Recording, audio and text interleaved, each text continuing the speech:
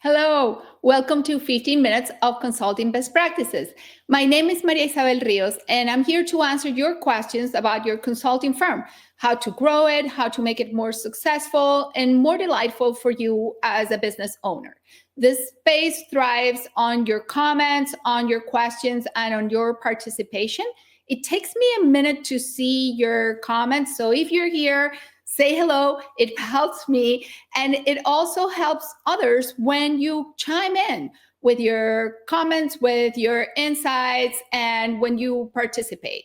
I want to acknowledge that today is Veterans Day in the US and thank everyone who is listening for their service, everyone who is a veteran and is listening for their service is much appreciated. And also some of the folks who are in the US and attend regularly may be on holiday today. We hope that you're on holiday today and that you're enjoying it as well. So Deidre, put up please the first question that came in and let's answer it. Okay, this question is from Anand. Thank you, Anand. Hello, Daniel. Your ATM and asset model makes sense. But how does that play out as a solo consultant without a team when you're specialized and client only want you because of your experience and expertise? I am a CEO advisor on leadership effectiveness. Can one only stay in the ATM model or are there ways to grow the asset value of my firm? Thank you, Anand. Interesting question, right? Fantastic. Can you grow your firm to have intrinsic value as a solo without others in delivery? Okay, so is it possible? Yes. It's also extremely difficult because in this case, the value it's tied to your reputation. So what does it take to grow a firm into an asset versus an ATM, right, in which you generate lots of cash as a solo? Is tied to methodology, to being well known for who you are, for the concepts, for your IP, for the IP that you produce. And basically, you have to become undisputably renowned as a name in your field, meaning that everybody who gets asked who is the utmost expert in XYZ, XYZ is what you do, needs to know your name top of mind. That's how you do it as a solo. Means you probably publish a book, that you get on stage, that you're cited in publications, et cetera, et cetera, et cetera. That's the path for a solo to really create a valuable asset. I want to challenge a notion that I seem to have read through in your message, which is that clients only want you. That may be true today, and it may be also what you hear on the surface. So I have a question for you, Anna. What needs to happen so that clients come to accept members that you bring into your team as trusted delivery partners? What needs to happen so that the trust they have today in you as a delivery partner, right, as a CEO coach and a CEO advisor comes through and extrapolated into members of your team? So start thinking about that. Once you've been able to resolve that question, then perhaps you can debunk what I think you'll find is largely a myth or something that can be overcome, which is that people are telling you today that they only want you as an individual. All right. Thank you for your question, Danan. If you're listening live, drop me a note. Tell me, did I answer it? And was this valuable for you? All right, Deidre, unless there are more questions in the comments, if you can, please share the next question, Deidre, that we received. Thank you. Okay, this question is from Lillian. Thank you, Lillian. I have a challenge finding people who can pay my premium. Those that come to me from referrals always take my fee. Those that come through new business activities have problems closing at a high fee. All right, Lillian, good problems to have, right? So congratulations on being able to command a premium. So the good news is you have market proof. you have your clients, and you have their referrals. They are both telling you that you can actually command a premium. So I want to encourage you to explore what really differentiates your referrals, who presumably are people who don't know you, from people that are coming from new business activities, who are also presumably people who don't know you. So when you find out what's the big differentiator between the two, you will be able to unlock what's the difference between a refusal to pay a premium and willingness to pay a premium. So I am actually wondering if on the new business activities, you're talking with the right people. Is it a trust question? If so, how can you accelerate trust? Or what is it in your messaging in a way that comes from you and not through somebody that says, look, I work with Lillian, she's amazing, trust her and pay her every penny she asks you for because she's worth it, right?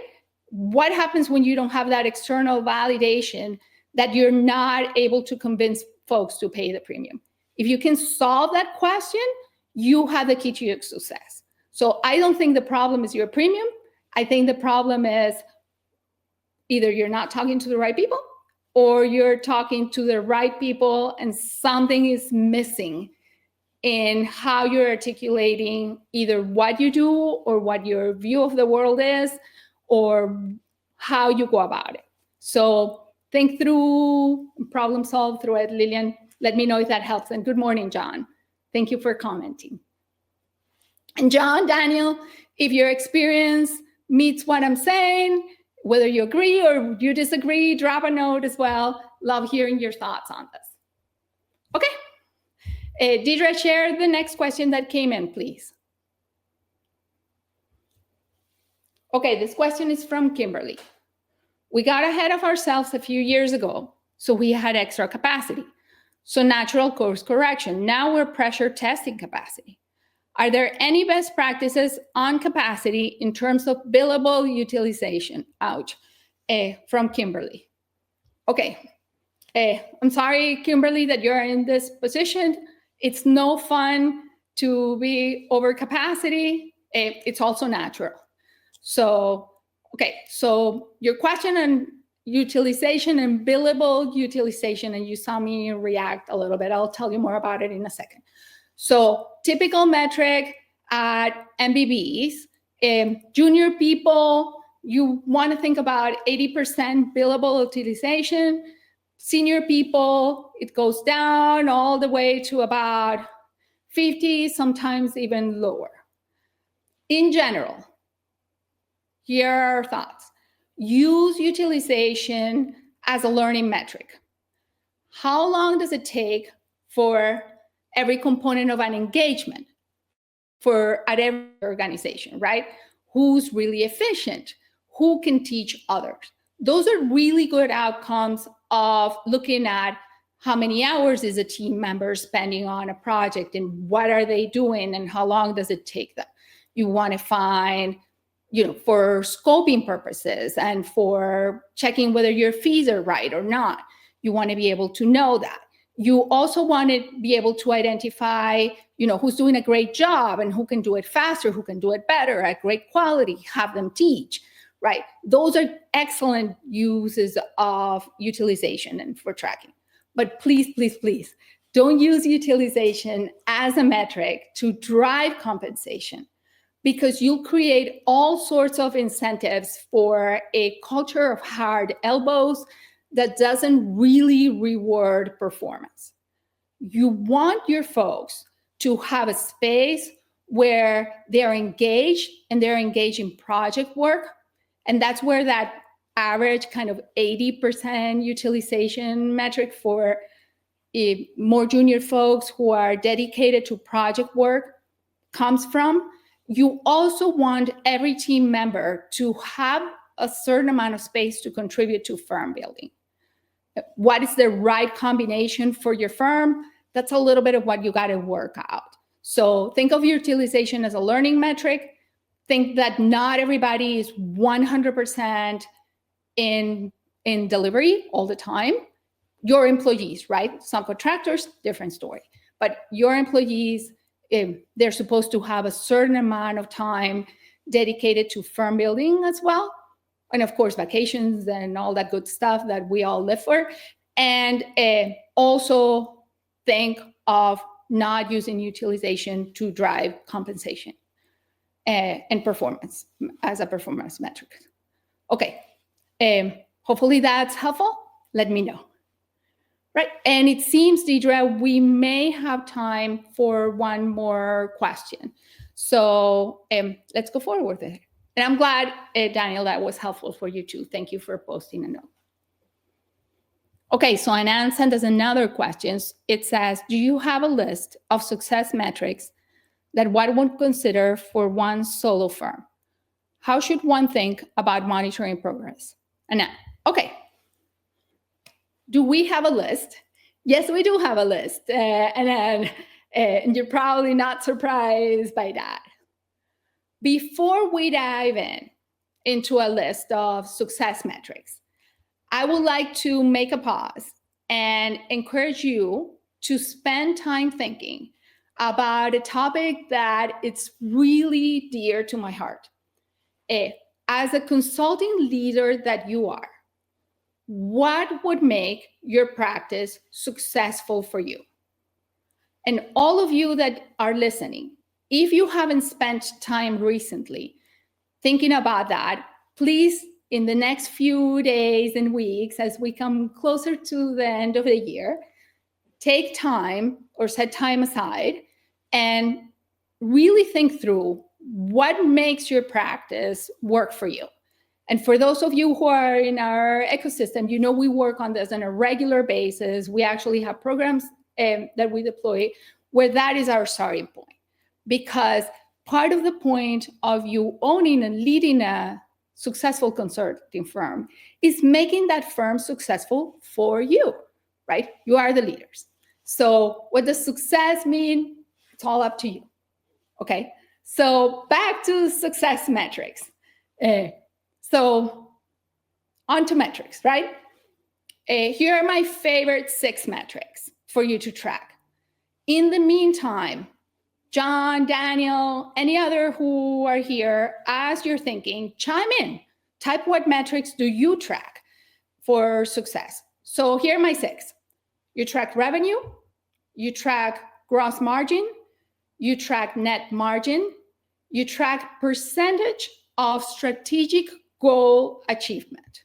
How many of your strategic goal, what percentage, and what percentage within those have you achieved? You track capacity, measured relative to being underworked, full, overworked, and you track productivity. That's it.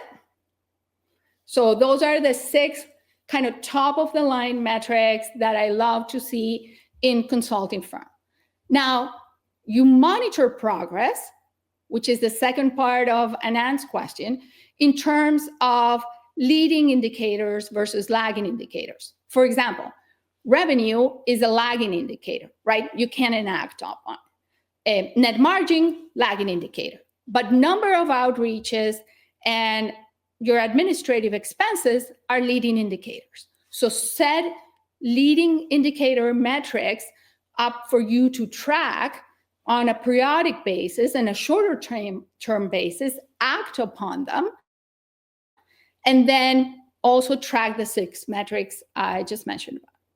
And that's it. Let me know. You're free to agree, to disagree, to add other metrics and comment about it. All right. And with that, we're almost up to our 15 minutes for today. So I have 3 requests of you.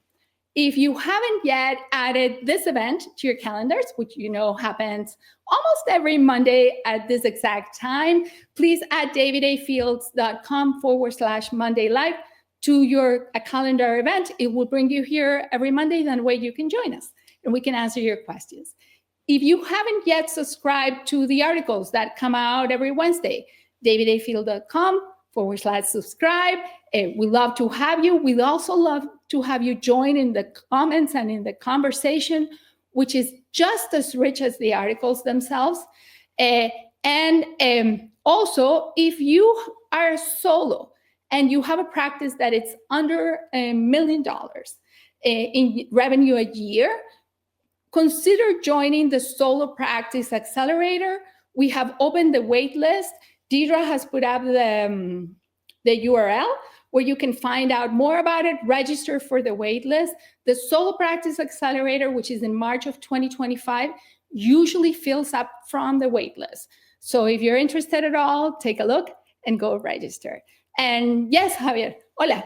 Yes, exactly. How much you enjoy the work in the projects you have done is both a percentage of strategic goal agreements and part of productivity and capacity as we define them. Thank you all for joining us. Thank you for chiming in. Consulting is about your client. Be right side up, focus on them, and also bring the light into your practice and focus on making your practice works for you. See you next time. Bye.